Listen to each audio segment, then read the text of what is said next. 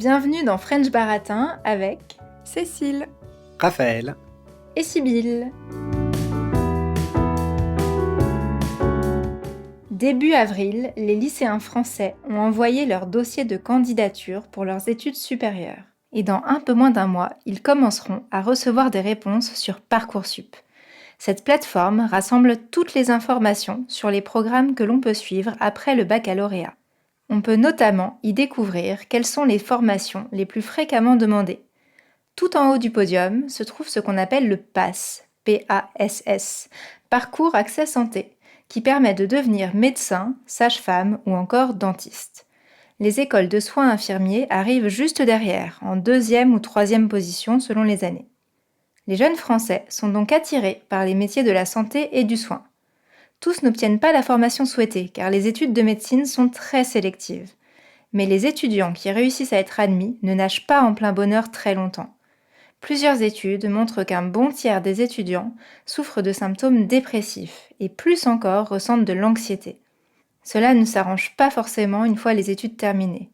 Un médecin sur 2 présenterait des symptômes de burn-out. Alors quelle est la réalité de cette profession si attirante mais si difficile ? C'est la question du jour dans French Baratin. Pour en savoir plus, j'ai interviewé Perrine, une jeune médecin passionnée par la santé. Perrine est gériatre, c'est-à-dire qu'elle est spécialisée dans la santé des personnes âgées et dans le bon vieillissement, mais vous allez voir que ses compétences ne s'arrêtent pas là. Aujourd'hui, je vous propose un format d'épisode un peu spécial. On va écouter Perrine nous raconter son expérience de médecin en 3 temps, correspondant à 3 thèmes. D'abord, on découvrira comment fonctionnent les études de médecine en France. Ensuite, on entendra Perrine nous expliquer comment se fait le choix d'une spécialité médicale. Pour finir, on abordera le sujet du système de santé en France et de la prévention. Et comme dans French Baratin on aime bien les quiz, avant chacun de ces thèmes, je vous poserai quelques questions. Mais cette fois, il faudra simplement répondre par vrai ou faux. Et vous découvrirez la réponse dans l'interview de Perrine. C'est un quiz médecine, mais aussi un quiz Perrine, car comme Perrine est une amie que nous apprécions beaucoup tous les 3, on va jouer à deviner ce qu'elle a raconté sur sa propre expérience et ses opinions. Et je pense que Cécile va être avantagée, car elle connaît Perrine depuis sa plus tendre enfance, mais je suis sûre que Raphaël a ses chances aussi. Alors, on commence tout de suite avec le premier thème. Donc, je commence par le quiz. Première affirmation pour laquelle il faut que vous me disiez vrai ou faux. Aujourd'hui en France, on peut devenir médecin avec une licence d'histoire. quoi ? Ça fait un peu question piège. Je reformule. Est-ce qu'une licence d'histoire peut faire partie du parcours pour devenir médecin ? Ça ne veut pas dire qu'il n'y aurait que la licence d'histoire, mais ça ferait partie intégrante du parcours pour devenir médecin. Moi, je dirais oui. Tu dis vrai. Je dis vrai. Bah, si tu poses la question, une question aussi bizarre, ça doit être vrai. D'accord. Deuxième affirmation, sur Perrine cette fois. Perrine a choisi de devenir médecin en espérant pouvoir soigner ses proches si il ou elle tombait malade. Non, faux. Archi faux. Raphaël ? Cécile connaissant beaucoup mieux Perrine que moi, je suppose qu'elle a raison et que donc c'est archi faux, comme elle dit. T'as pas une opinion par toi-même ? C'est pratique pour la correction, du coup vous aurez la même note. Je suis désolée Raphaël si je t'ai emmené avec moi. Et troisième affirmation, avant qu'on puisse lancer l'extrait. Les études pour devenir médecin généraliste sont aussi longues que les études pour devenir chirurgien. Faux. Pour commencer, j'ai donc demandé à Perrine quelles études elle a fait pour devenir médecin et comment se passent aujourd'hui les études de médecine. On l'écoute. Alors moi, j'ai fait mes études, du coup, ça remonte, il y a 15 ans. Il y a 15 ans, il n'y avait qu'un seul et unique parcours. On faisait la première année, pendant laquelle, pendant une année, on se préparait au concours de première année. Concours qui est assez sélectif et si on ne le réussissait pas la première fois, on avait juste le droit à une deuxième tentative. Si c'était bon, soit d'emblée, soit la deuxième tentative, on rentrait dans le parcours des études de médecine. Les 2 et 3e années qui suivaient sont des années purement théoriques. Et ensuite arrivait l'externat, 4e, 5e, 6e année. Pendant la 6e année, on préparait ce qu'on appelait le nouveau concours, donc le concours d'internat, qui était là pour tout bêtement nous classer les uns par rapport aux autres, pour qu'on puisse avoir un ordre de choix et choisir la spécialité qu'on était soit contraint à choisir, soit qu'on pouvait choisir parce que le classement nous le permettait. Et aujourd'hui, alors j'ai regardé parce que ça a pas mal changé ces derniers temps. De ce que je comprends, c'est qu'aujourd'hui, il y a plusieurs accès. Il y a grosso modo un parcours qui est similaire à ce que moi j'ai fait. Et il y a un autre parcours qui passe par une licence qui peut être aussi bien licence géographie, histoire, chimie, ça peut être tout et n'importe quoi. Par contre, il faut que les personnes qui fassent cette licence prennent l'option accès santé. Et il faut qu'ils aient au moins validé leurs 2 premières années de licence avec la validation de leur option accès santé pour rejoindre derrière les études de médecine. Et est-ce que tu peux expliquer quelle est la différence entre externat et internat? Qu'est-ce qu'on fait quand on est externe et qu'est-ce qu'on fait quand on est interne? Externe, c'est grosso modo la découverte. Chaque fac a son organisation. Là où moi j'étais, on changeait de terrain de stage tous les 2-3 mois. Et on y était à temps plein. Par exemple, à Paris, les externes ont d'office stage le matin et vont à la fac l'après-midi. C'est en fonction des régions ou des villes.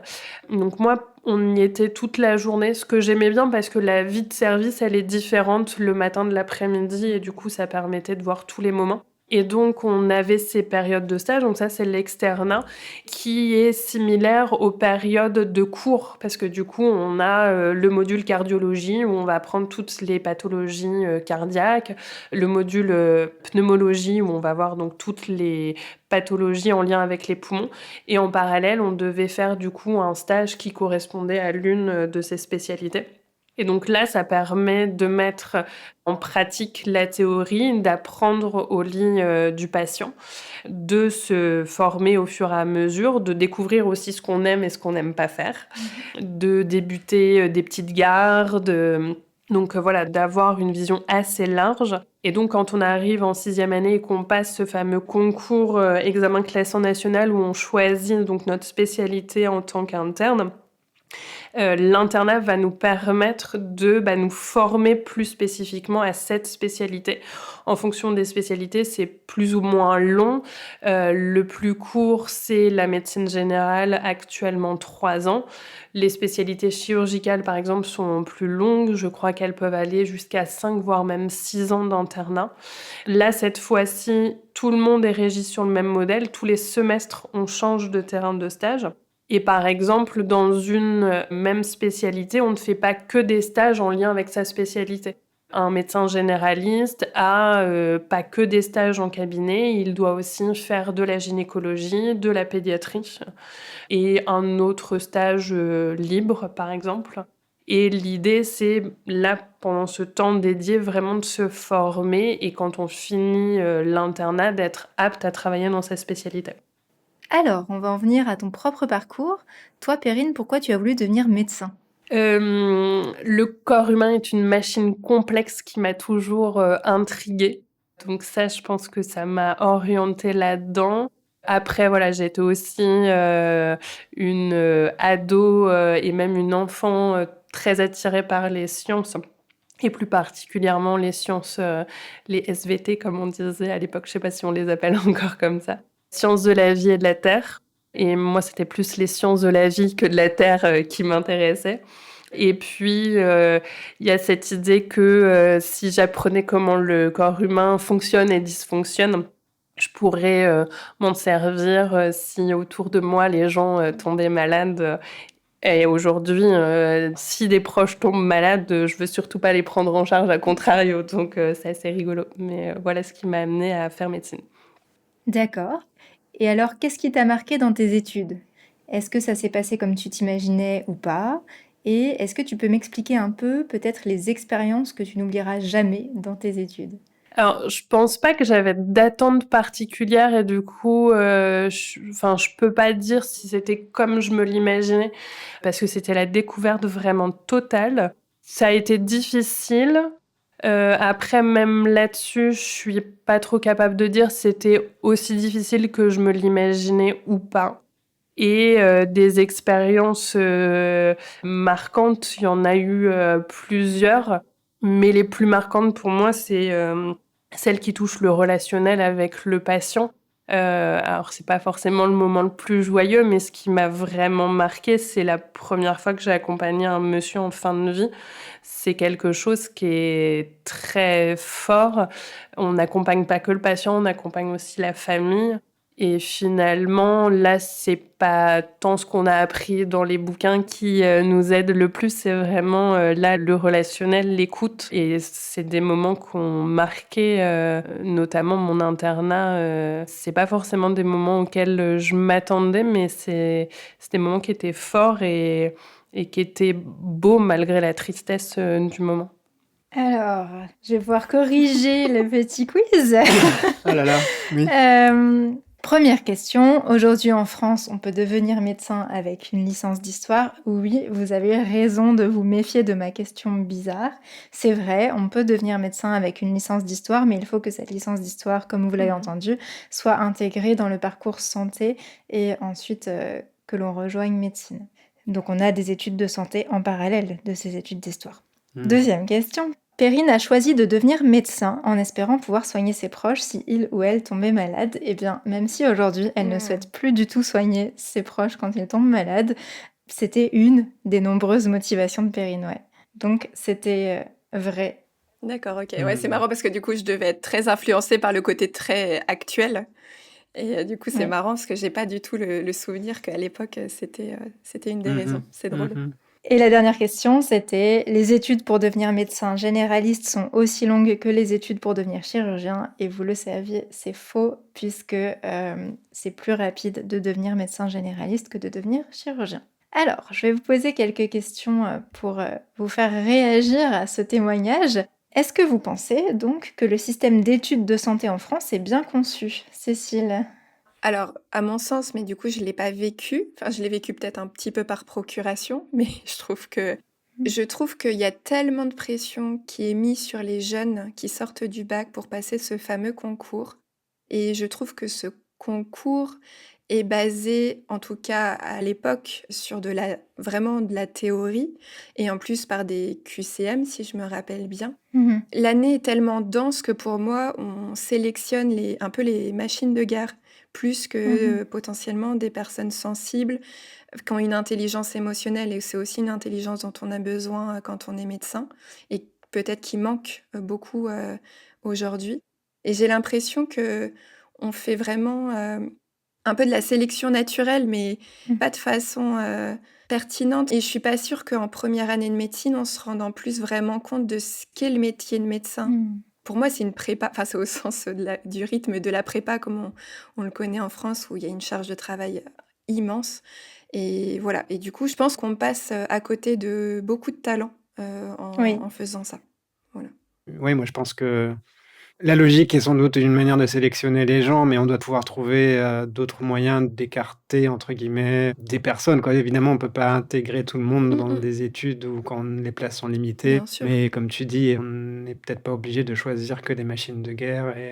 Moi, je suis d'accord avec vous et aussi dans cette idée que c'est très sélectif. Pour moi, ça l'est trop parce qu'aujourd'hui, on manque souvent de médecins. Alors, je pense que c'est une erreur qui a été faite beaucoup quand nous, on était étudiants, qu'il est peut-être un peu moins aujourd'hui, avec peut-être un peu plus de place, mais on a sursélectionné. Et moi, je connais des personnes qui auraient été de très bons médecins, qui ont raté le concours de peu et qui aujourd'hui ne peuvent pas être médecins, alors qu'on manque de médecins. Donc, ça n'a pas de sens. Et c'est des personnes qui ont raté justement le concours au stade de la première année, quand il s'agit plutôt d'être bon en maths et en physique, alors que par la suite, le fait d'être doué en biologie et en contact humain aurait permis à ces personnes de devenir des bons médecins. Ouais. Dans la même logique, le deuxième niveau de concours, là, l'ECN, qui permet de choisir sa spécialité. C'est assez bizarre parce que si je me trompe pas, bah, c'est un classement global, c'est Mm. justement pas par spécialité. Donc peut-être que tu es hyper bon en pédiatrie. Dès qu'il y a des enfants, tu te révèles. Mais comme t'es pas très bon dans les autres trucs, et bah, tu vas être trop loin pour choisir pédiatrie. Donc ouais, ça c'est un peu dommage aussi. Ah mais c'est une aberration ce concours. Tu peux ne pas aimer du tout une spécialité et on t'envoie dedans. Enfin, en fait, jusqu'à ta 6e année, tu sais pas si tu vas faire le métier que tu veux faire. Enfin, Mm. et du coup, une fois que Ouais. tu as fait 6 ans, tu vas pas dire ah bah non, j'arrête. Enfin, il y en a certains qui le feront peut-être, mais je trouve que c'est d'une cruauté, c'est très bizarre. Mm. Et par contre, dans les points positifs, je trouve que c'est bien qu'il y ait autant de stages, Ah évidemment, bah c'est oui. absolument nécessaire. Oui, Mhm. c'est sûr. Bon, ce qu'on vient de dire sur les spécialités fait très bien la transition avec le deuxième thème, puisque le deuxième thème porte sur justement le choix des spécialités. Donc j'ai quelques questions de quiz à vous poser. Première affirmation où il faut dire vrai ou faux. Une gériatre travaille avec des spécialistes d'autres domaines. Bah, je dirais vrai, oui. Moi aussi, je dirais vrai. D'accord. Question 2. On peut être inscrit à l'ordre des médecins avec 2 spécialités différentes. Donc un médecin peut avoir officiellement 2 spécialités différentes. Vrai ou faux? Moi, je dirais vrai si c'est des spécialités qui sont liées. Mhm. J'ai un gros doute. J'ai l'impression que c'est faux, mais du coup, mes convictions aujourd'hui ne se révèlent pas forcément bonnes, donc Bah, suis ton intuition. je dirais faux. Tu dis faux, d'accord. Dernière affirmation. Perrine a adoré son stage en chirurgie, mais elle a encore plus aimé son stage aux urgences. Vrai ou faux? Si je suis mon instinct, je vais dire faux. Je veux dire vrai. J'ai donc demandé à Perrine quelle spécialité elle avait choisie et pourquoi. Alors, le choix de la spécialité, je pense qu'il s'est fait sur 2 points. La spécialité en tant que telle, donc j'ai choisi gériatrie. Pourquoi j'ai choisi la gériatrie? Parce que c'est une spécialité que j'ai découvert complètement par hasard et je me suis fait happer par la spécialité. J'ai aimé les différentes manières de la pratiquer. J'ai aimé travailler avec le sujet âgé. J'ai aimé travailler en pluridisciplinarité. Ce qu'on entend par là, c'est qu'on travaille certes entre médecins, mais on travaille aussi avec des diététiciens, des psychologues, des kinésithérapeutes, des ergothérapeutes, des psychomotriciens. Je crois que j'oublie à peu près personne. Et c'est très riche de travailler avec des corps de métier différents. Tout ça m'a beaucoup attirée dans la gériatrie. Et après, le deuxième point, c'est les rencontres. Je me suis retrouvée du coup, en tant qu'externe, à travailler avec une équipe qui était adorable. Et je pense que ça a fait pencher la balance. Et puis, justement, peu de temps avant de passer le concours de l'ECN, donc le concours pour choisir sa spécialité d'interne, voilà, ils m'ont fait comprendre que si je choisissais la spécialité de gériatre, ils seraient ravis de m'accompagner sur mon sujet de thèse. Et puis, très probablement que quand je finirai mon internat, ils pourraient m'accueillir dans le service pour travailler avec eux. Et tout ça fait que voilà, j'étais ravie et de faire cette spécialité et de pouvoir travailler avec eux, donc banco. Oui, donc ça c'est la spécialité que tu as choisie. Qu'est-ce que ça implique de choisir une spécialité? Est-ce que ça veut dire que tu n'es plus censé faire que ça? Ou est-ce que tu peux faire d'autres choses? Qu'est-ce que c'est que d'être spécialiste dans le domaine? Être spécialiste dans le domaine, c'est avoir un savoir sur ce domaine, une expertise qui permet de pouvoir intervenir sur des cas bien spécifiques en lien avec ce domaine. Mais la preuve en est avec mon parcours. Aujourd'hui, je travaille avec des patients beaucoup plus jeunes que les patients qui sont habituellement hospitalisés en gériatrie. Mais j'ai acquis un savoir sur le vieillissement qui est applicable à d'autres situations. Et c'est ce que je fais dans mon activité actuelle. Alors justement, qu'est-ce que tu fais aujourd'hui? Je travaille dans un service de nutrition où on accueille principalement des patients qui ont une obésité complexe. On fait surtout de l'éducation thérapeutique du patient. Le but, c'est de les accompagner dans la compréhension de leur maladie. Qu'est-ce qui provoque cette maladie? Quelles peuvent être les conséquences de cette maladie? Et le but, au travers de toutes ces explications, c'est que le patient il soit acteur de sa prise en charge. Et notre objectif, surtout, c'est qu'il ait une meilleure santé.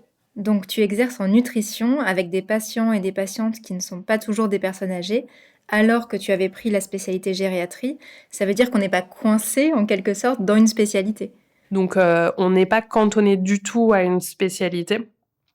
Au contraire, il y a plein de diplômes qui permettent de s'enrichir et finalement, je trouve que quand on avance dans les études de médecine, après c'est vraiment mon point de vue propre, mais les frontières sont très minces entre un certain nombre de spécialités.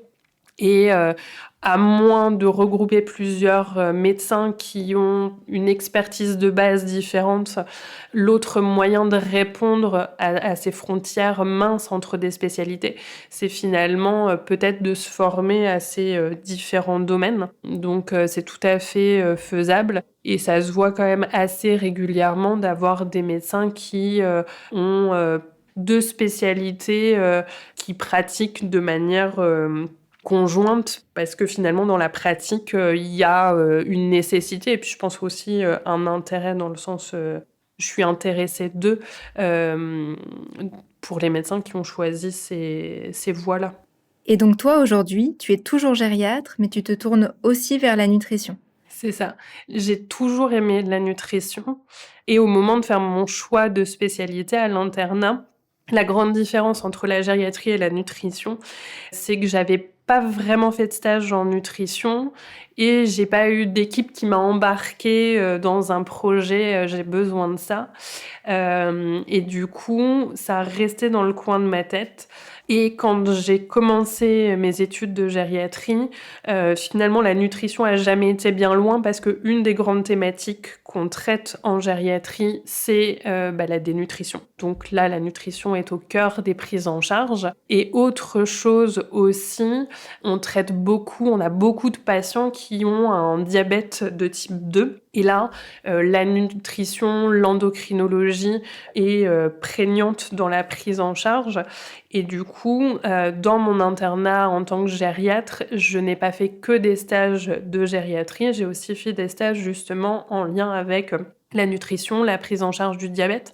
Et plus j'avançais dans mes études de médecin gériatre, et plus je me rendais compte que je ne voulais pas faire que de la gériatrie, mais que je voulais vraiment coupler les deux spécialités. Et en effet, aujourd'hui, donc, j'ai mon expertise gériatrique de par mon expérience sur le terrain, mais aussi de par les cours théoriques que j'ai eus pendant mon internat. La nutrition, j'ai une expérience pratique. La théorie, je l'ai acquise de manière différente par des lectures et autres. Mais c'est vrai qu'à terme, retourner un peu sur les bancs de la fac pour solidifier ça, je trouve ça assez intéressant. Et là, c'est plus une sécurité, mais un jour avoir le titre et de gériatre et nutritionniste, j'aimerais aussi. Et est-ce que c'est possible, ça, justement, de cumuler plusieurs spécialités officiellement? Officiellement, non. Donc on est toujours rattaché à l'ordre des médecins. Et quand on s'inscrit à l'ordre des médecins, ils nous demandent une inscription à une spécialité. Donc c'est pour ça que je disais, c'est plus parfois une question de sécurité, dans le sens où, en fonction de ce que je serais amenée à faire plus tard, peut-être que un chef de service avec qui je pourrais travailler serait rassuré, non pas d'une double inscription à l'ordre des médecins, puisque c'est pas possible, mais en tous les cas d'avoir un diplôme et pas que l'expérience pratique. Alors, pour parler un petit peu des autres spécialités que tu as pu voir, dans tes différentes expériences de stage et ensuite de travail, est-ce que tu as eu l'impression d'observer différentes manières de pratiquer la médecine? Grosso modo, j'ai pas vu des pratiques très opposées. Je trouve qu'on est assez formatés quand même tous dans nos manières de pratiquer. Après, je trouve que c'est très propre au caractère des médecins et de leur manière d'aborder les choses. Et là, encore une fois, ça s'apprend très loin des livres de médecine, ça s'apprend dans la pratique. Donc c'est plus ça. J'ai pas du tout aimé mon stage en chirurgie, par exemple, parce que l'échange avec le patient, il est quasiment pas présent. Et sur un stage de 3 mois, ça ne représente pas tous les chirurgiens de France, mais j'avais l'impression que vraiment ce qui les animait, eux, c'était l'acte chirurgical et pas forcément le reste. Alors que moi, ça m'a jamais attirée et c'est plus le relationnel avec le patient qui m'anime. Et est-ce qu'il y a d'autres expériences de stage que tu n'as pas aimées ? Moi, je détestais les gardes aux urgences. C'est vraiment j'y allais à reculons. J'aimais pas le fait de me dire que je pouvais vraiment tomber sur une grosse urgence. C'est vraiment pas quelque chose que j'aime, l'urgence, le fait d'être dans des situations où les secondes, voire minutes comptent parce qu'on est potentiellement entre la vie et la mort. Cette montée d'adrénaline qui vient, certains médecins, et notamment ceux qui vont travailler aux urgences ou en réa, arrivent à en faire quelque chose de positif. Moi, ça pourrait presque me tétaniser. Et c'est vrai que ça, c'était pas ce que j'aimais. Et finalement, j'ai été assez peu confrontée à ce genre de situation parce que les urgences, même si on en voit, dans mon parcours, j'ai peut-être eu la chance d'en faire relativement peu.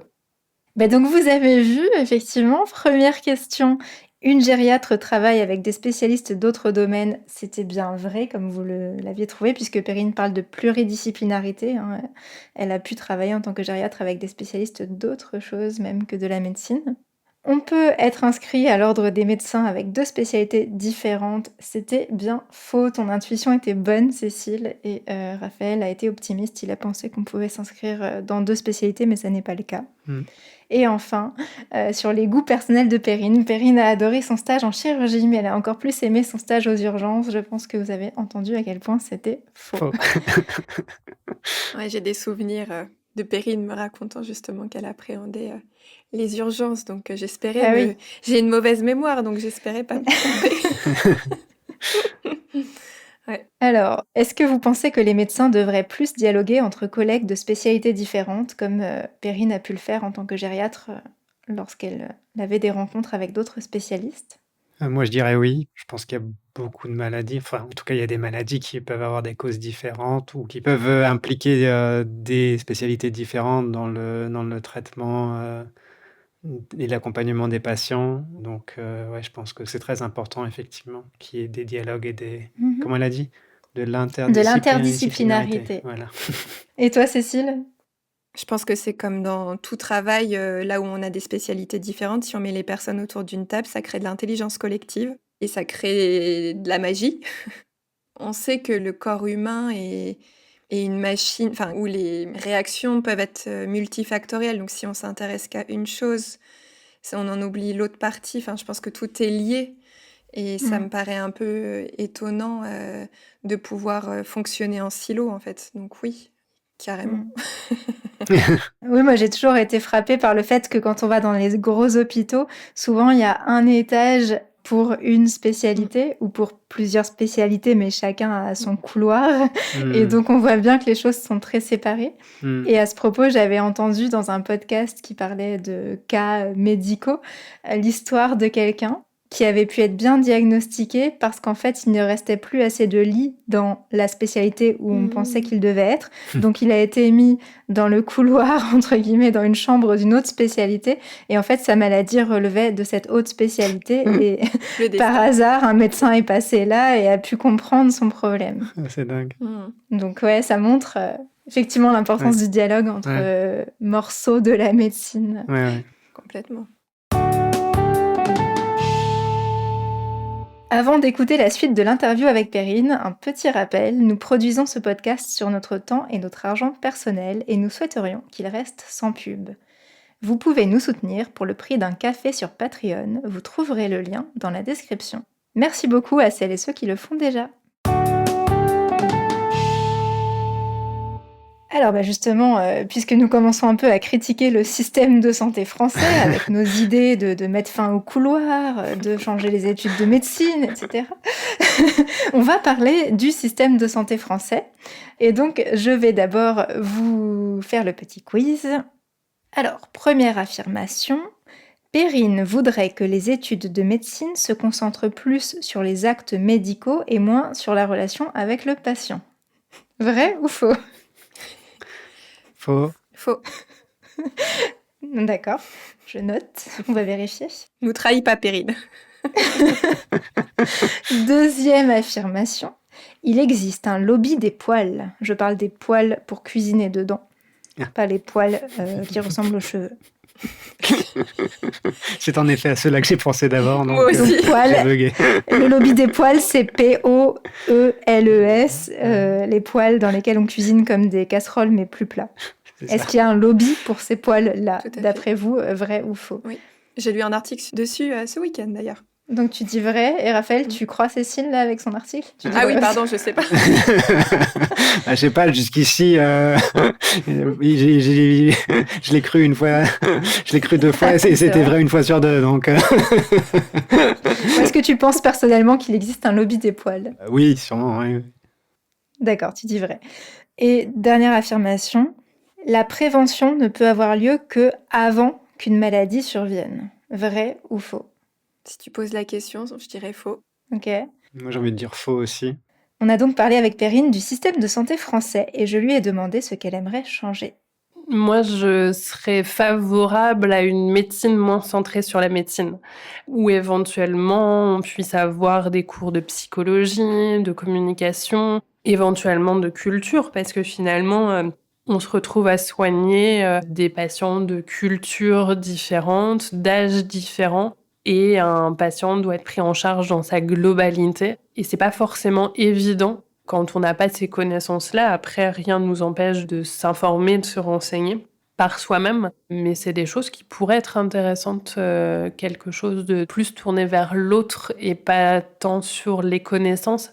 Après, c'est aussi, enfin, on a des études qui sont longues et qui sont denses, donc ça ferait toujours des informations en plus à apprendre, et donc voilà, il y a ce point-là, mais ouais, moins centré sur la médecine. Ok, super intéressant.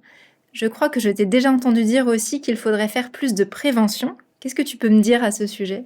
Moi, ma phrase, c'est « il vaut mieux prévenir que guérir ». Donc, moi, à terme, j'aimerais faire beaucoup plus de prévention. Là, d'une certaine manière, j'en fais dans mon quotidien, mais j'aimerais que ce soit encore plus prégnant.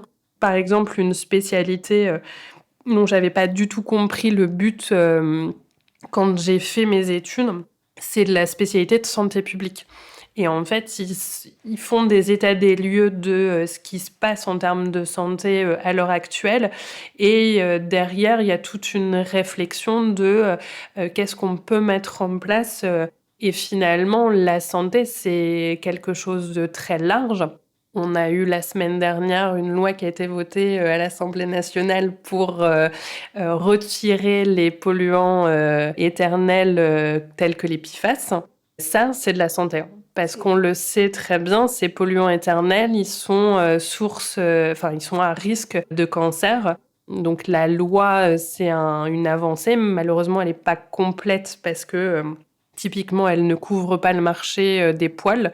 Donc on fait quand même notre cuisine tous les jours dans des poêles qui peuvent contenir des PFAS. Mais c'est déjà un pas en avant, et la prévention, ça passe aussi par ça.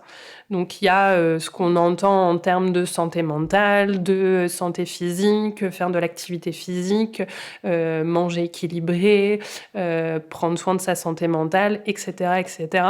Mais finalement, c'est beaucoup plus large que ça. Et c'est des décisions qui sont parfois pas seulement entre le patient et le médecin. Et je trouve ça hyper intéressant. C'est quoi les PFAS? Alors, je saurais pas exactement dire ce que c'est, mais c'est un polluant éternel qu'on peut retrouver dans les plastiques, qu'on retrouve dans les poêles anti-adhésives. Et on le sait aujourd'hui, ils sont cancérigènes. Et cette loi a pour but, je crois, à partir du 1er janvier 2026, que typiquement au niveau de l'habillement, que ce soit en production, donc en France, ou en importation, les vêtements ne devront plus contenir des PFAS. Après, il n'y a pas que les vêtements, il y a tout ce qui peut contenir des PFAS, hormis les poils. Mais il y a un lobby des poils qui fait en sorte que... Ouais. Il y a un lobby des poils qui fait que ils ont gagné cette bataille. Donc on parle de prévention, mais finalement on n'a pas vraiment défini le mot. Qu'est-ce que c'est la prévention ? Alors déjà, on va parler de différents types de prévention, et notamment la prévention dite primaire et la prévention secondaire. La prévention primaire, c'est tout ce qu'on va mettre en place pour éviter qu'une pathologie survienne. Par exemple, en faisant de l'activité physique, en ayant une alimentation adaptée, on évite un certain nombre de maladies dites métaboliques. L'hypertension artérielle, le diabète, la maladie de l'obésité, c'est pas aussi simple que ça, mais on peut voir les choses comme ça. Donc là, la maladie n'est pas survenue et on met en place un certain nombre de choses pour que ça ne survienne pas. Quand on est en prévention secondaire, l'événement a eu lieu. Par exemple, quelqu'un qui fait un infarctus du myocarde. L'infarctus du myocarde, c'est quand les artères du cœur se bouchent. Dans cette situation-là, donc l'événement aigu a eu lieu. Et là, on va faire en sorte qu'il ne se reproduise plus. Donc, un patient qui a eu son infarctus parce que, par exemple, il fumait, on va l'aider à se sevrer du tabac.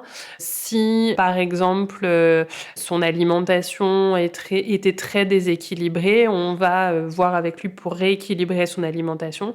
Enfin, plein de petites choses comme ça, dont le but est que l'événement ne resurvienne plus.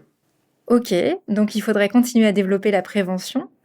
Et pour continuer sur le thème du système de santé français et de ses limites, pour toi, quelles sont les plus grandes difficultés que rencontrent les médecins en France aujourd'hui ?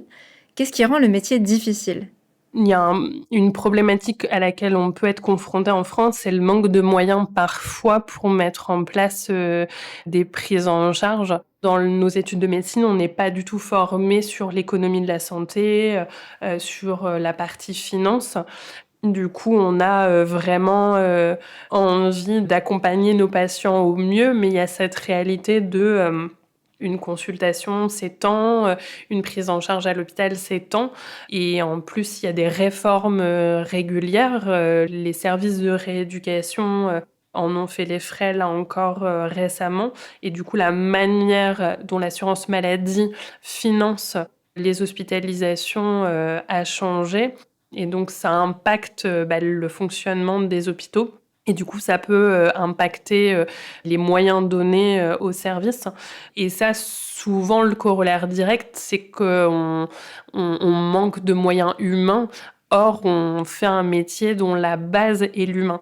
Donc, c'est des choses qui fait qu'on peut être en contradiction avec les directions, par exemple, et les décisions qui sont prises. Moi, de mon point de vue, c'est la chose qui, aujourd'hui, rythme le plus les difficultés rencontrées. Le manque de moyens humains. Donc l'amélioration qu'il faudrait apporter, pour toi, ce serait quoi ? Est-ce qu'il faudrait mettre plus d'argent, recruter plus ?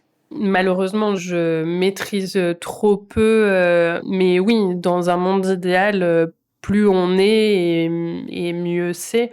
Que ce soit en gériatrie ou que ce soit là en nutrition, pour accompagner un patient dans des gestes simples comme une toilette. Des fois, il faut être 4 personnes parce que les raisons vont être différentes. Un patient âgé qui a des troubles cognitifs, ça va être un moment anxiogène pour lui. Et du coup, il va falloir le faire le plus doucement possible. Éventuellement, il va falloir qu'une personne lui parle. Donc, parmi les 4, il y a peut-être une personne qui sera juste dédiée pour lui parler. Mais ce qui fait qu'on a besoin d'autant des fois pour accompagner un patient. Vous voyez, vous avez eu tout bon sur ce thème-là. Effectivement, c'était faux que Perrine veuille que les études de médecine se concentrent plus sur les actes médicaux et moins sur la relation avec le patient. Il existe un lobby des poils, oui, c'est vrai. Un lobby des revêtements de poils, pour être plus précise, qui, du coup, essaye de faire en sorte de pouvoir toujours utiliser des matières en fait, polluantes et cancérigènes parce que probablement que ça coûte moins cher ou en tout cas c'est plus efficace pour, que ça glisse bien dans la poêle. Et enfin, la prévention, ne peut avoir lieu qu'avant qu'une maladie survienne. Vous aviez raison, c'est faux puisque Perrine parle de prévention secondaire. On peut mettre en place des choses pour qu'il n'y ait pas de récidive d'une maladie. T'avais raison de m'écouter, Raph. Et oui, cette fois. Ouais, c'est toi. Alors, je vais vous poser une question, pour, réagir à ce qu'a dit Perrine. Est-ce que vous êtes d'accord avec elle et est-ce que vous avez d'autres idées d'amélioration du système de santé français? Oui, à 100 d'accord avec elle. Bah, déjà, on se rend bien compte, je trouve déjà nous, en tant que simples citoyens, que c'est pas toujours simple, d'avoir un rendez-vous chez le médecin Mmh. aussi. Donc clairement, il en manque et ça permettrait aussi de pouvoir prendre en charge tout le monde, mais peut-être Mmh. d'accorder plus de temps à chacun. Parce qu'à force de vouloir aller vite parce que, bah, il y a pas le choix, je pense qu'il y a des pathologies peut-être qui sont un peu, laissées sur le côté, Mmh. et c'est quand même dommage. Et sur le plan de la prévention, c'est marrant, la sécurité sociale rembourse, donc la médecine allopathique, enfin la médecine, on va dire, pas traditionnelle, mais Scientifique, avec des médicaments? c'est ça. Et parfois, pour tout ce qui est prévention, ça pourrait être, le sport, la Mmh. nutrition, la santé mentale, enfin, vraiment des actes de prévention où parfois, en fait, on va voir, je sais pas, des naturopathes, des psychologues et cetera et ça, c'est pas pris en charge par la sécurité sociale. Ça peut être pris en charge par certaines mutuelles, par contre, mais du coup, c'est pas à destination de toutes les bourses et du coup, je trouve que c'est dommage parce que à force de le fait que les gens n'aient pas les moyens pour prévenir les problèmes, ils arrivent à la médecine allopathique avec des gros problèmes qui vont coûter très cher à la sécurité sociale. Et je trouve que c'est pas forcément un bon calcul, mais j'ai trouvé ça hyper intéressant quand Perrine disait que, en fait, ils n'étaient pas formés à l'économie et à comment fonctionne le système. Et en fait, enfin, il faut que les deux marchent de pair pour que chacun ait conscience, on va dire, des contraintes des uns et des autres pour pouvoir trouver un peu des compromis, enfin, pas forcément des compromis quand on parle de santé, mais en tout cas, que chacun puisse faire un pas, l'un vers l'autre en termes de soins de la personne et réalité, financière. Par contre, sur le plan, de la prévention, ça s'améliore parce que, tu dis que les séances chez le psy ne sont pas prises en charge par la sécurité sociale, mais en fait maintenant un peu. Il y Mmh. a un dispositif qui vient d'être mis en Mmh. place qui s'appelle Mon soutien psy et Mmh. qui propose jusqu'à 12 séances d'accompagnement psychologique, mais chez un psychologue partenaire et Mmh. c'est là que ça pose problème, je Oui, crois, parce que la liste est assez courte, c'est pas oui, forcément, le psy avec qui on va bien s'entendre et voilà, donc c'est un petit peu limité. oui. Hem, J'ai regardé, j'ai pas trouvé. Je le dis parce ah, que ça m'intéressait beaucoup. ah oui? J'ai pas t enfin, il y avait très peu de personnes dans mon périmètre et effectivement, la personne que j'aurais pu potentiellement trouver n'avait plus de disponibilité. Mmh. Donc Manque de moyens. mais oui, oui, effectivement, il y a des progrès, effectivement. Je suis d'accord avec ça. C'est vraiment ce que disait Perrine par rapport à cette question des finances et du fait Mmh. que, déjà, eux-mêmes, dans leurs études, ils sont pas du tout formés sur ces questions-là. Je trouve que même le public, de manière générale, à part entendre que le gouvernement a décidé de faire telle ou telle coupe budgétaire, on n'entend que ça et on n'a pas forcément les informations. Alors évidemment, ça doit être quelque chose de très complexe, mais n'empêche que, voilà, on ne sait pas comment ça fonctionne. On peut effectivement, après, débattre de, qu'est-ce qui doit être couvert, qu'est-ce qui doit pas être couvert, et cetera, parce qu'après, c'est forcément des choix financiers qu'il faut faire. Mais ouais, c'est une vraie question, quoi. Et je pense que c'est là que parfois il y a des arbitrages qui sont faits et qui sont pas, ou avec lesquels on peut être d'accord ou pas. Mmh, tout à fait.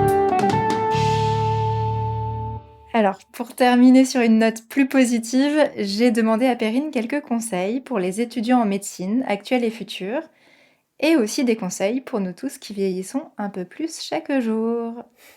Aujourd'hui, si un lycéen ou une lycéenne te disait qu'il ou elle aimerait faire médecine, quels conseils tu lui donnerais? De prendre soin de lui. Je pense que c'est le conseil que j'aurais aimé qu'on me donne, moi, à l'époque. Les études de médecine, elles sont longues, mais elles sont denses aussi. Et on peut vite se faire happer par cette densité, par ce rythme.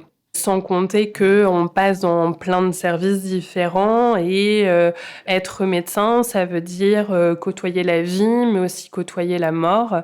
On n'est pas forcément armé, parce que quand on commence l'externat et qu'on commence les stages, on a 21, 22 ans, ce qui est quand même assez jeune. Du coup, on n'est pas forcément armé pour être confronté à ce genre de situation. Donc tout ça mélangé fait que c'est pas forcément simple.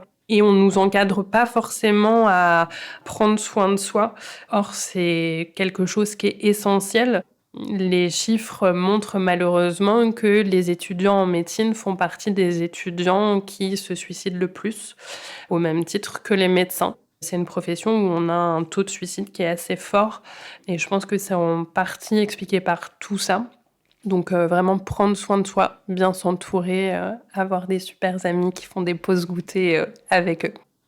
Alors pour finir, puisque tu as justement une expertise en gériatrie et en nutrition et que tu penses que la prévention est importante, quel grand conseil tu donnerais à nos auditeurs et nos auditrices pour qu'ils vieillissent bien plus tard, ou bientôt, et pour qu'ils soient en forme du point de vue de la nutrition? Du point de vue de la nutrition, c'est déjà se faire plaisir quand on mange, c'est quelque chose d'essentiel. Essayer autant que possible de couvrir les besoins de l'organisme par les repas quotidiens. Et je crois que c'est déjà 2 conseils qui, si on les met quotidiennement en place, sont bons. Et pour bien vieillir? Déjà, il n'y a pas de recette miracle. Et puis, l'équilibre, finalement, qui est pas si simple que ça à trouver, hein, mais l'équilibre dans nos domaines de vie, dans notre rythme, au niveau de notre santé mentale aussi, c'est tout ça qui met le plus de chances de notre côté pour vieillir au mieux. Voici donc la conclusion de Perrine. J'espère que vous allez bien suivre ces conseils. Et de votre côté, dites-moi de quoi vous rêvez pour le système de santé français et pour les médecins. Et Cécile, tu peux aussi nous dire ce dont tu rêves pour Perrine, que tu as vu devenir médecin. Alors, de quoi je rêve? Je dirais un peu comme on l'a déjà dit quand on parlait du système éducatif. Je pense qu'il est aussi important de prendre soin des patients que de prendre soin des médecins, et ce, dès la formation, et de faire attention à avoir des profils différents dans les étudiants en médecine et qu'ils soient dans les spécialités qu'ils aiment autant que dans les spécialités dont ils ont les compétences.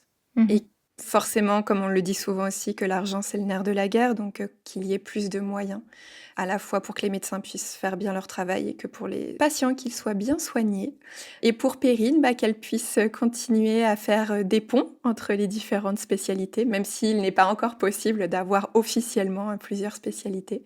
Et je suis ravie qu'elle ait pu passer dans cette sélection naturelle très poussée. Et j'étais heureuse de pouvoir être à ses côtés un petit peu pendant toute cette période. Mais en tout cas, c'est chouette de voir tout le chemin parcouru. Voilà. Et toi, Raphaël, de quoi tu rêves? Que le système français ait plus de moyens, en tout cas aussi sur le plan du personnel. On manque beaucoup de médecins, même généralistes et tout, en ville. Et puis aussi plus d'interdisciplinarité. Donc effectivement, le fait que les spécialités travaillent plus ensemble pour un meilleur accompagnement des patients. L'exemple que tu donnais tout à l'heure de ce patient qui finalement a pu être diagnostiqué correctement parce qu'il s'est retrouvé dans le mauvais service, entre guillemets, Oui. c'est quand même quelque chose de flagrant, quoi. Ok.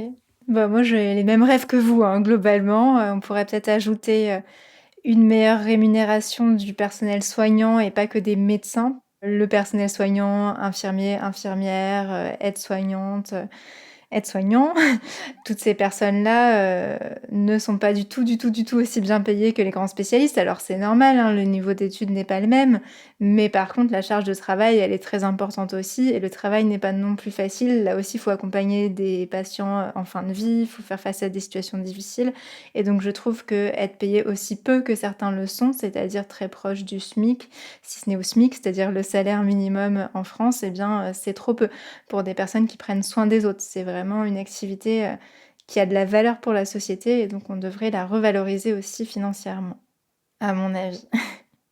Pour conclure, encore un grand merci à Perrine de s'être prêtée au jeu de l'interview pour French Baratin. Comme elle le dit si bien, prenez soin de vous, mangez de bonnes choses, reposez-vous et surtout écoutez de bons podcasts. Et si vous cherchez une activité pour vous occuper la prochaine fois que vous devrez patienter dans la salle d'attente d'un médecin, rejoignez notre Patreon où vous trouverez une transcription complète et de nombreux bonus. À bientôt dans French Baratin. À bientôt. À bientôt.